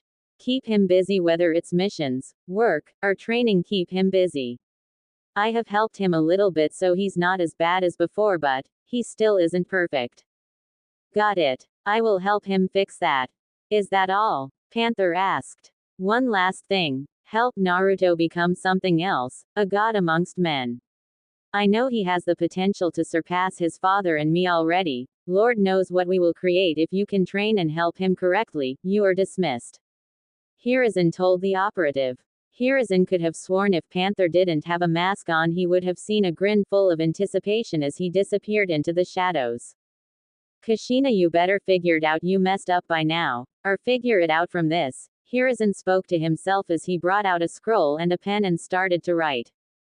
Anbu HQ. Naruto and Panther appeared in the Anbu headquarters and immediately Naruto was like a kid in a candy store. He never saw so many Anbu in one place. It was a military-style building. One side of the building was full of dorms and other living necessities such as bathrooms, kitchens, etc. The remaining side was full of a few massive training grounds and office buildings and mission headquarters. Follow me, you will be next to my room. Panther spoke in his normal monotone as he started walking towards the dorm hallway. Oh, okay. Naruto quickly followed after him. As they were noticing, Naruto couldn't help but see the stares and glances the other Anbu operatives were throwing towards himself and Panther. They were all full of curiosity and confusion and none of them were full of hate or disgust. We're here. Panther brought Naruto out of his thoughts as they stopped in front of dorm room number 17. Dorm room number 17, which one is your room? Naruto asked as he looked at the door. It was reinforced oak wood with a silencing seal placed on the top. I'm in number 18. Now go and get situated, we will start training tomorrow. Try not to annoy too many people. After all, I am in charge of you, and if you have any questions, come find me. I am a captain though, so don't expect me to be with you 24/7. I only have so much time off from Lord Hokage for the apprenticeship, but that doesn't mean I'm free completely. Panther then opened up his own dorm and walked in, leaving Naruto with a set of keys. Wait, what time tomorrow? Naruto asked hurriedly. You'll know when, was the only answer he got. Was this really a good idea? Naruto spoke to himself as he walked into his dorm. His dorm was bigger than he expected, to say the least. It was basically a studio apartment. There was an open kitchen with a bar counter cove.